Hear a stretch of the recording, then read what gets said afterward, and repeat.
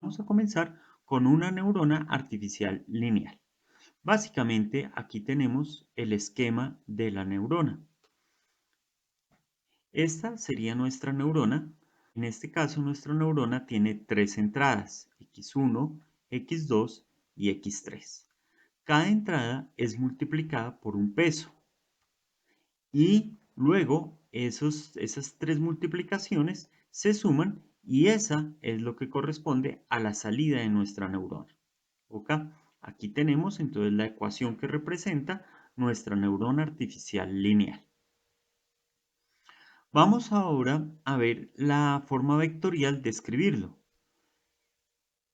en términos generales. Entonces, las entradas las podemos escribir como un vector, en este caso de n entradas, los pesos como otro vector también de n pesos y la función de salida y es el producto punto del vector de pesos por el vector de entradas.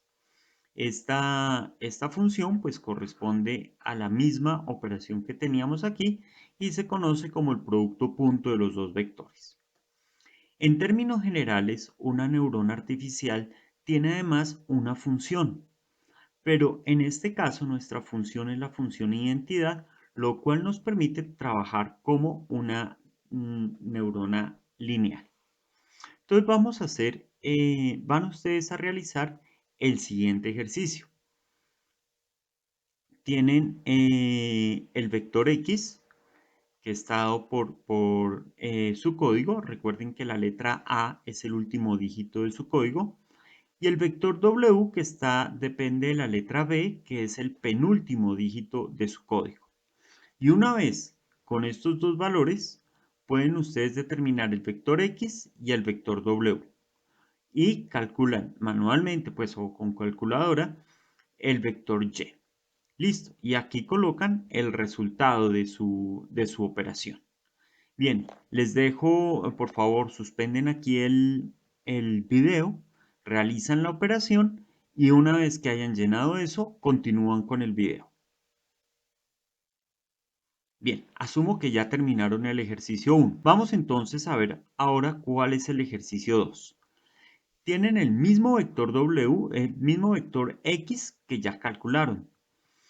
Pero ahora la misión de ustedes es encontrar el vector W tal que al realizar el producto punto den el vector Y. Es decir, tienen que encontrar el vector de pesos tal que la salida correspondiente a esta entrada sea 10.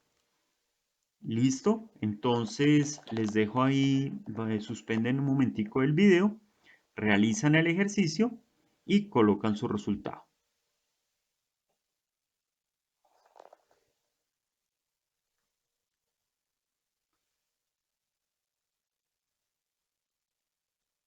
Bueno,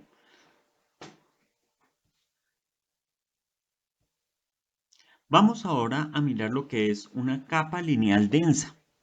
En este caso, consiste en un conjunto de varias neuronas, las cuales comparten las mismas entradas, pero los pesos son diferentes para cada una de las neuronas.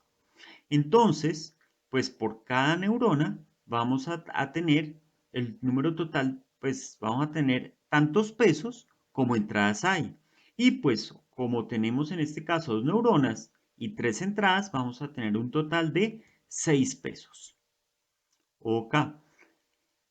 Las ecuaciones, pues entonces por cada neurona tenemos la respectiva ecuación correspondiente. Observen que para la primera neurona los pesos tienen dos subíndices, uno que corresponde a la salida y otro que corresponde a la entrada. Entonces este será el peso 1,1, el peso 1,2 y el peso 1n. Para la neurona 2, entonces todos los pesos van a tener 2 como primer subíndice y el segundo subíndice corresponde al de la entrada. ¿Listo? Entonces, aquí vamos a realizar un ejemplo. Tenemos una neurona, una red neuronal de 3 entradas, 2 salidas. Entonces, como son 3 por 2, 6, aquí están los 6 pesos que tenemos. Y ahora, la entrada, pues son 3 entradas, entonces aquí tenemos una tupla de 3 valores de entrada. El objetivo es conocer las dos salidas. Entonces, en Python definimos la tupla de los valores de entrada con los datos que nos dan.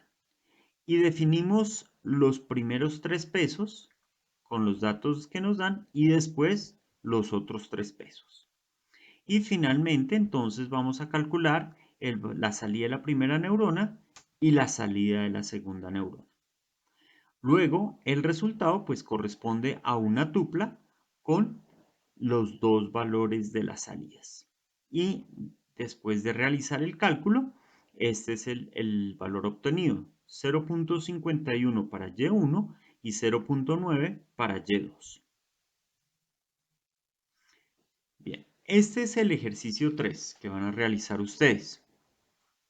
Entonces, con el mismo valor de los pesos que están acá, es más, ya están almacenados en las variables, usted debe calcular manualmente o con Python el vector de salida sabiendo que el vector de entrada depende de su código. ¿Ok? Entonces, básicamente es cambiar el vector de entrada y volver a hacer ese cálculo. A continuación vamos a hacer una rutina que permite calcular la salida y esta rutina toma como parámetros un vector de entradas y un vector de pesos. Entonces, sabemos que el vector de entradas va a tener m elementos y el vector de pesos m por n. Bueno, entonces lo primero que se hace aquí en esta rutina es un vector y de salida, perdón, una lista, pero la lista en este momento se encuentra vacía, con el fin de irle adicionando los valores a la lista con la instrucción append. Bueno, pero entonces tenemos que formar quién es la salida. Entonces, en el y sub i inicialmente va a estar en 0. Ah, bueno, pero primero miremos esta iteración. Esta iteración se va a realizar por cada una de las salidas. Sabemos que el vector W, pues, es un arreglo en dos dimensiones. La primera dimensión corresponde a las salidas. Entonces, si tenemos la longitud del vector W, nos va a decir la cantidad de salidas que hay.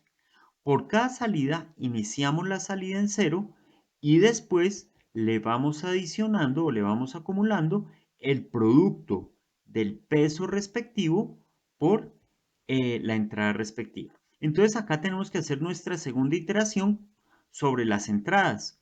Entonces ponemos la longitud de las entradas. Listo. Y este ya empieza a iterar sobre todas las entradas. OK, ese sería. Entonces ahora definimos nuestro vector de entradas x1, x2 y x3, ya los habíamos definido previamente, y definimos nuestro vector w. También cada uno de estos vectores, de estos valores de w, ya habían sido definidos previamente. Ahora llamamos nuestra rutina que calcula la salida con parámetros x y el parámetro w. Después de realizar el cálculo, pues nos da el mismo valor que obtuvimos antes cuando hicimos los cálculos de una manera un poco más sencilla. Listo. El anterior programa calcula un vector de salidas dado un vector de entradas. El siguiente programa va a calcular varios vectores de salida al recibir varios vectores de entrada, todos con el mismo vector de pesos, perdón, con la misma matriz de pesos. OK, entonces lo que vamos a hacer es, vamos a iterar sobre todos los vectores que hay y para cada vector llamamos la rutina que calcula la salida de un vector. Ahora, tenemos Y sub s, que es el que nos va a ir adicionando cada uno de los resultados que tenemos. Aquí el adicionando no es sumando, sino concatenando. Okay. Entonces, vamos a probar nuestra rutina. XS tiene dos vectores X. El primer vector es el que teníamos antes y este es otro vector de entradas. Recuerden que los vectores de entrada tienen tres elementos. Llamamos la rutina que calcula las salidas con el mismo vector de pesos que teníamos inicialmente. Y obtenemos YCalc. Veamos YCalc, ¿qué es? Obtiene también dos vectores. Observen, aquí está el primero y después sigue el segundo vector. El primer vector, como teníamos las entradas x1, x2, x3, obtenemos las mismas salidas que habíamos calculado antes. En cambio, estas entradas, como son diferentes, tenemos unas salidas diferentes. Bien.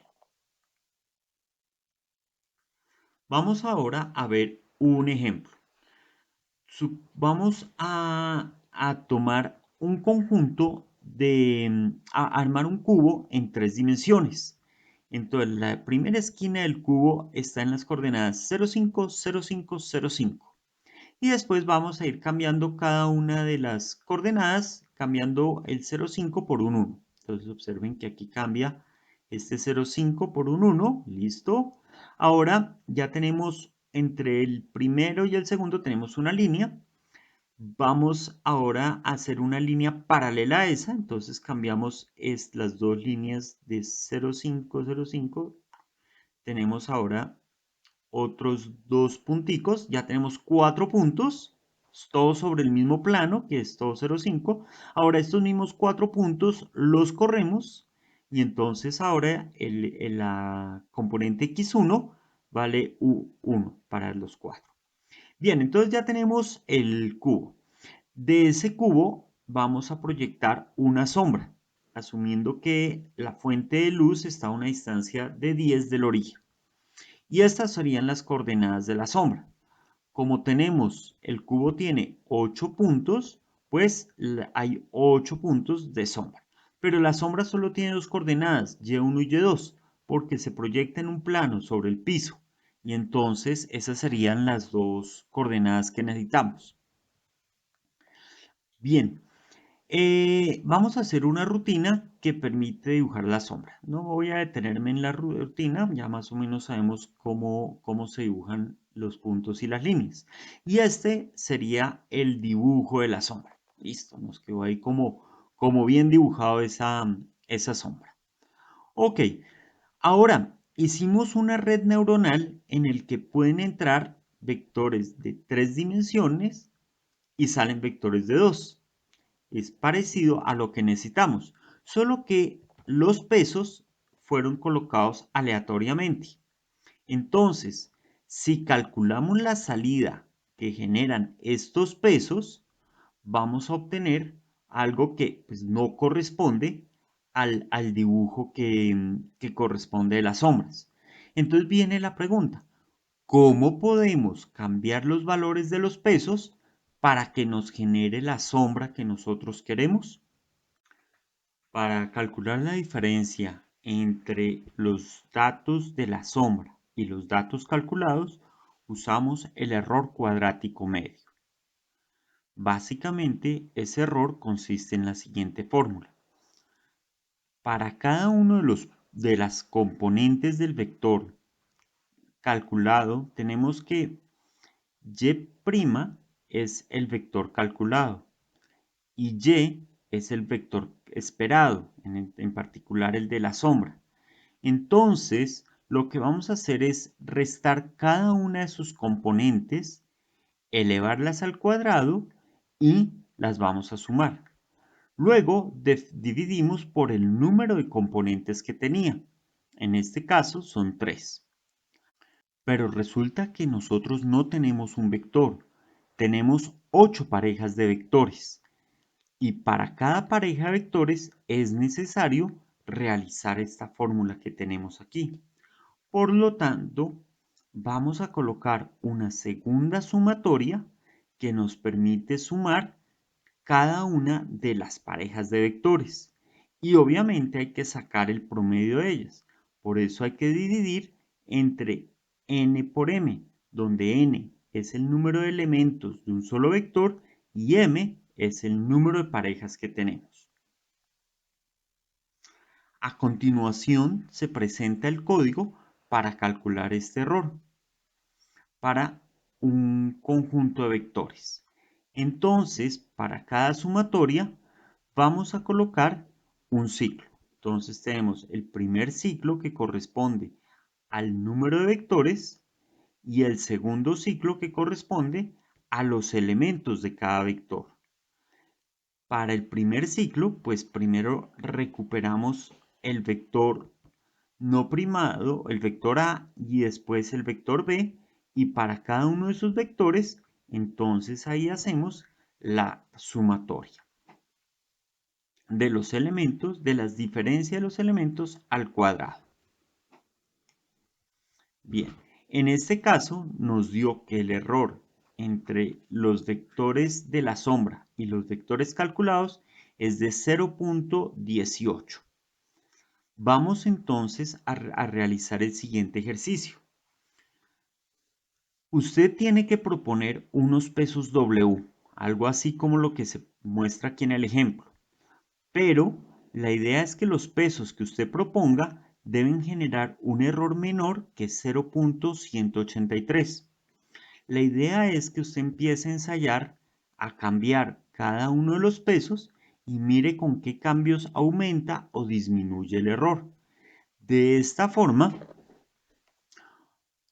usted más o menos puede intuir hacia qué dirección hay que cambiarlo y propone un cambio de un cierto valor. Y así sucesivamente con cada uno de los pesos hasta que logre obtener un menor peso. Listo. Una vez haya realizado eso, pues calcula el respectivo error y genera la gráfica de los datos generados. Entonces, acá tenemos 3 respuestas y la idea es que usted detenga el video en este momento, realice el ejercicio y una vez haya realizado el ejercicio, continúe con el video.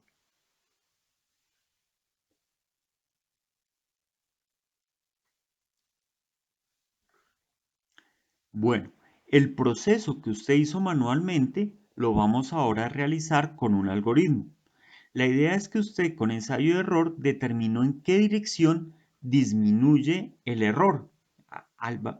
Eso lo podemos obtener al variar, al derivar el peso con respecto al error. Listo. Y esa derivada de algún error nos da este valor de acá. Entonces la idea, ¿cuál es? Al peso original le restamos un múltiplo de esa derivada y calculamos un nuevo peso. Eso lo hacemos con cada uno de los pesos. Este algoritmo se llama de retropropagación porque la idea es que se utiliza para una red multicapa, comienza con la capa de salida y se va propagando hacia la capa de entrada. El algoritmo que tenemos aquí es el que ejecuta esa retropropagación. Entonces tenemos dos ciclos, uno que depende del número de salidas, el otro que depende del número de entradas y por cada combinación salida-entrada tenemos un peso que se va a actualizar con esa fórmula. Ahora a continuación pues tomamos un vectorcito del cubo, tomamos un vector de la sombra, calculamos una salida para ese vector de entrada y con esa salida calculada y la salida esperada aplicamos el algoritmo de retropropagación. Listo. Y ahora imprimimos los nuevos pesos y el error. Observe que al aplicar el algoritmo de retropropagación, el error varió de 0.18 a 0.09. Ahora vamos a generalizar ese algoritmo de retropropagación ya no solo para un vector, sino para todos los vectores del cubo. Entonces, para eso aplicamos este algoritmo que barre todos los vectores del cubo. Pero no solo vamos a tener ese ciclo, sino que vamos a tener un ciclo aún mayor que va a poder repetir todo el cubo varias veces. Cada vez que repite todos los vectores de todos los puntos del cubo, eso lo vamos a llamar una época. Entonces, uno de los parámetros del algoritmo de entrenamiento es la cantidad de épocas que vamos a repetir. Listo. eh, Al aplicar el algoritmo, vemos que antes de aplicar el algoritmo, pues tenemos la sombra que nos dio pues con esos valores que pusimos al azar, pero a medida que vamos aplicando el algoritmo, pues va variando un poco los valores calculados.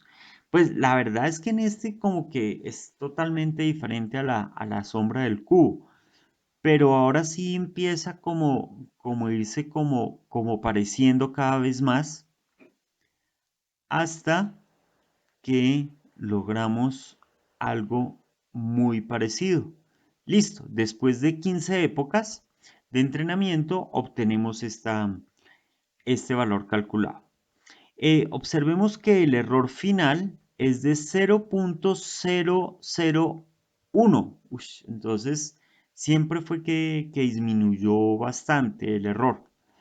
Observemos que entre la sombra, que es la que está abajo, y el calculado se parecen mucho, pero observemos unos detalles. Miremos que esta línea que está aquí no es paralela a esta línea en la sombra. Sin embargo, en el que calculamos, sí son líneas paralelas. ¿De acuerdo? Observemos también que pues, la distancia pues, es mayor que la otra. En este caso, las distancias de estas cuatro líneas son iguales. En cambio, aquí no. Vemos que este es mucho menor que esta otra. Bueno, es como la tercera parte o algo así. Bien, entonces, sin embargo, en todos los cálculos que hemos hecho, vemos que se mantiene las líneas paralelas siempre son paralelas, no cambian en ningún caso. O sea, puede que todas estén encima de las otras, pero observen en este, siempre todas las líneas se mantienen, las que son paralelas mantienen su paralelismo. Entonces, esa es una característica de esta transformación lineal que estamos haciendo a partir de nuestra capa lineal. Y por lo tanto, nunca podremos encontrar los valores exactos de la sombra, ya que esta sombra es una transformación no lineal. Pero bueno, por lo menos nos podemos aproximar bastante. Bien, tienen el siguiente ejercicio, consiste en varios pasos. Tenemos ahora otra sombra. Esta sombra está a una distancia de 1.3. La anterior era 10, esta es 1.3 donde está la luz. Entonces hay un cambio bastante grande que ustedes van a ver cuando logren dibujar esa sombra. Después de dibujarla, entonces van a entrenar la red neuronal con esta nueva sombra. Listo. Y pues obviamente van a ver cómo varía. De pronto pueden que tengan que cambiar el número de épocas para que se parezca algo más. Y en el punto 7 tienen que comparar el error de que obtuvimos en lo que yo presenté con lo que ustedes realizaron. Hay una diferencia de los errores. Ustedes van a decir cuál tiene menor error y por qué razón tiene menor error. Listo, entonces en este punto pueden detener el video, resuelven los ejercicios y ahorita vuelven a continuar el video.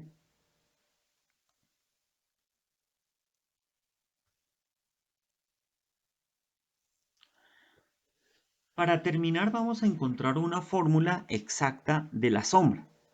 Para esto vamos a hacer el dibujito. Supongamos que tenemos aquí nuestro objeto que está en coordenadas x1, x2, x3. Bueno, x1 vale 0, por eso coloqué aquí 0. La fuente de luz está a una altura d, entonces sus coordenadas serían 0, 0, d, porque está encima del origen. Y al proyectar la luz, pues pondría la sombra en las coordenadas y1, y2, 0. Este 0 es debido a que está en el piso. Ah, y este 0 que está aquí es debido a que como esta sombra, el objeto tiene coordenada x1, 0, pues la sombra también va a tener su primera coordenada en 0. Esto lo hago para simplificar los cálculos. Entonces observemos que tenemos dos triángulos semejantes. Por lo tanto, la proporción de y2 con respecto a d va a ser la misma proporción de x2 con respecto a esta distancia. Vamos a escribir esa ecuación que está aquí. Uy, no se ve como muy bien. Vamos a ver si podemos... No se deja. Bien, con un poco de detalle podemos ver que aquí se escribió la proporción y2 con respecto a d, que es este de aquí, debe ser igual a x2, que es este que está acá, con respecto a esta distancia. Esta distancia es d, que es la distancia total, menos x3, que es la altura que se encuentra este objeto, que es este de acá.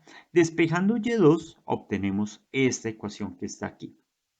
Ahora bien, si el objeto en vez de tener el 0 en x1 tuviera el 0 en x2, tendríamos la siguiente fórmula, que está aquí, y podríamos despejar y1.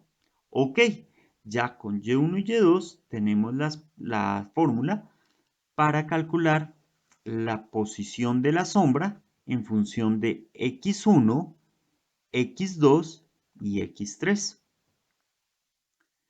Vamos entonces a realizar este ejercicio, el ejercicio 8, que es volver a argumentar el ejercicio 7, pero ahora con la información de las fórmulas. Entonces,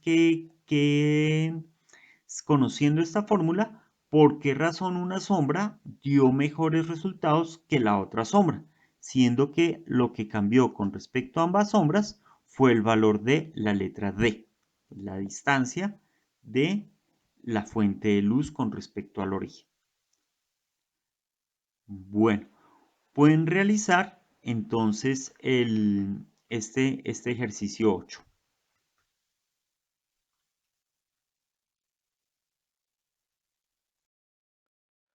Bueno, ahora vamos a hablar de una aplicación de las redes neuronales. Es la bolsa de palabras continuas. La bolsa de palabras continuas me permite representar las palabras como vectores de R a la N, en donde N pues uno lo puede escoger dependiendo de la aplicación. En este momento pareciera como si son vectores de R2. Usualmente son vectores de R a la 300. Pero pues vamos a ver este ejemplo cómo queda. Lo interesante de la bolsa de palabras es que el vector está relacionado con el significado de las palabras. Veamos las siguientes operaciones. Observemos que el vector rey y el vector hombre están más o menos cerquita. El vector mujer y el vector reina también, por lo menos, están como en direcciones similares. Pero no solo eso. Observen que el vector hombre tiene esta dirección. El opuesto pues iría aquí abajo. Si restamos el vector hombre al vector rey, obtendríamos este puntico de aquí. O sea, sería un vector que viene del origen hasta acá. Si ahora a este vector le sumamos el vector mujer, entonces vamos a obtener este vectorcito que llega hasta acá.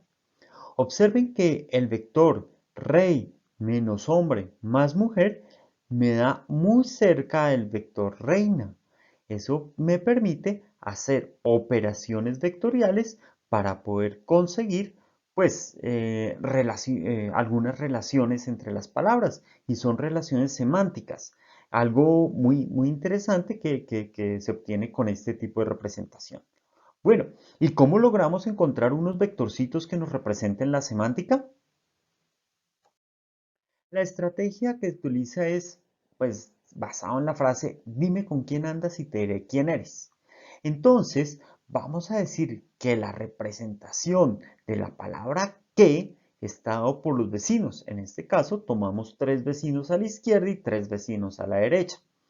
La palabra le va a estar representado por sus seis vecinos y así cada una de estas palabras. Entonces vamos a coger en las primeras siete palabras y vamos a entrenar una red neuronal con estas, después con estas y así con cada una de ellas. Bueno, veamos entonces cuál es el modelo que vamos a utilizar de la red neuronal. Esta es una red neuronal. Observen que tiene una entrada por cada una de las palabras diferentes que vamos a utilizar. Entonces, bueno, no recuerdo ahorita cuántas palabras hay en español. O, por ejemplo, el texto que vayamos a utilizar, cuántas palabras tiene. Perfecto, pueden ser 10.000, 100.000 palabras, entonces el número de entradas que puede tener es. Y la salida de la red neuronal es la dimensión de los vectores. Entonces habíamos visto que los vectores del ejemplo eran en dos dimensiones. Les había comentado que usualmente se trabajan 300 dimensiones. Bueno, para este ejemplo solo tenemos tres dimensiones. Entonces la idea es que vamos a tomar las palabras y vamos a sacar un vectorcito de tres dimensiones. Bien, veamos entonces cómo se entrena. Ah, bueno, me faltaba la otra mitad del modelo. Entonces, necesitamos dos capas. La primera capa pasa de las palabras al vector y en la segunda, pues hace lo contrario, el vector nuevamente a las palabras. Ahora sí, tomamos nuestra palabra elegida y sus seis vecinos. En total tenemos siete palabras.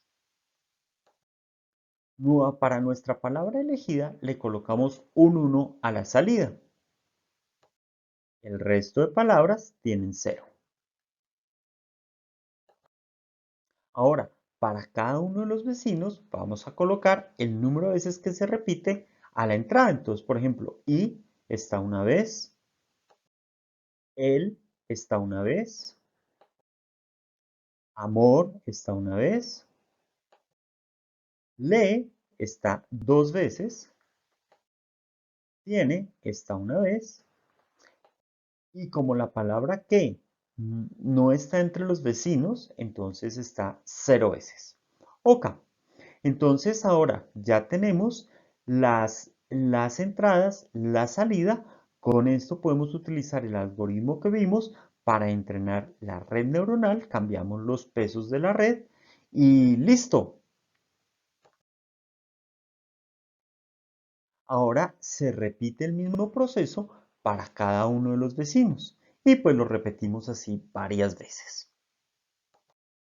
Ok, luego de repetir el proceso, ahora tomamos solamente la primera capa de nuestra red neuronal, colocamos una palabra, por ejemplo, amor está en 1 y el resto de entradas en 0, y él hará los cálculos y obtendrá un vectorcito en R3 para la palabra amor.